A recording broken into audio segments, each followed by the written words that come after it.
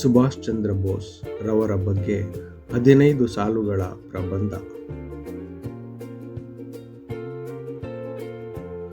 ಸುಭಾಷ್ ಚಂದ್ರ ಬೋಸ್ ಅವರು ಭಾರತದ ಮಹಾನ್ ಸ್ವಾತಂತ್ರ್ಯ ಹೋರಾಟಗಾರರು ಮತ್ತು ದೇಶಭಕ್ತರು ಆಗಿದ್ದರು.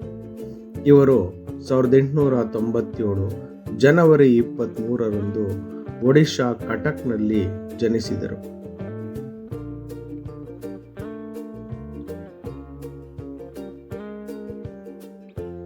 ಇವರ ತಂದೆ ಜಾನಕಿನಾಥ್ ಬೋಸ್ ಮತ್ತು ತಾಯಿ ಪ್ರಭಾವತಿ ದೇವಿ. ಇವರನ್ನು ಪ್ರೀತಿಯಿಂದ ನೇತಾಜಿ ಎಂದು ಕರೆಯಲಾಗುತ್ತದೆ.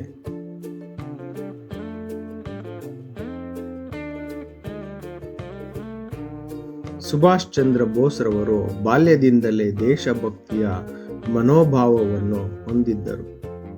ಇವರು ICS ಪರೀಕ್ಷೆಯಲ್ಲಿ ಉನ್ನತ ಸ್ಥಾನ ಪಡೆದರೂ ದೇಶ ಸೇವೆಗೆ ಅದನ್ನು ತ್ಯಜಿಸಿದರು.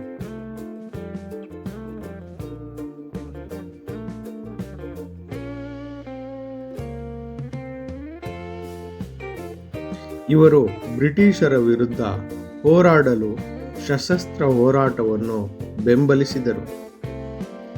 ನೇತಾಜಿ ಅವರು ಭಾರತೀಯ ರಾಷ್ಟ್ರೀಯ ಸೇನೆಯನ್ನು ಸ್ಥಾಪಿಸಿದರು.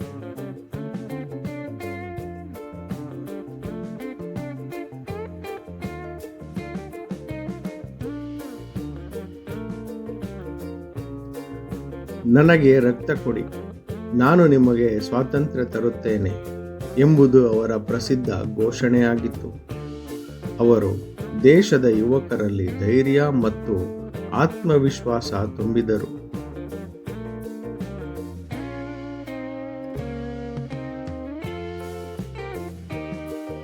ಇವರು 1939ರಲ್ಲಿ ಭಾರತೀಯ ರಾಷ್ಟ್ರೀಯ ಕಾಂಗ್ರೆಸ್ ಅಧ್ಯಕ್ಷರಾಗಿದ್ದರು. ನೇತಾಜಿಯವರು ಜಪಾನ್ ಮತ್ತು ಜರ್ಮನಿಯ ಸಹಾಯದಿಂದ ಬ್ರಿಟಿಷರ ವಿರುದ್ಧ ಹೋರಾಡಿದರು.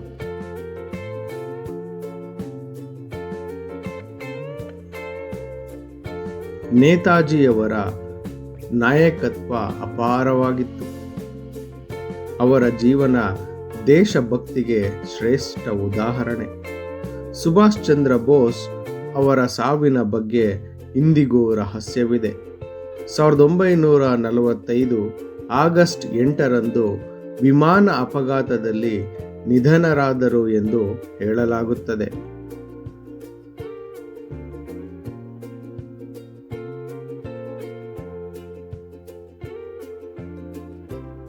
ಸುಭಾಷ್ ಚಂದ್ರ ಬೋಸ್ ಅವರ ತ್ಯಾಗವನ್ನು ಭಾರತ ಎಂದಿಗೂ ಮರೆಯುವಂತಿಲ್ಲ.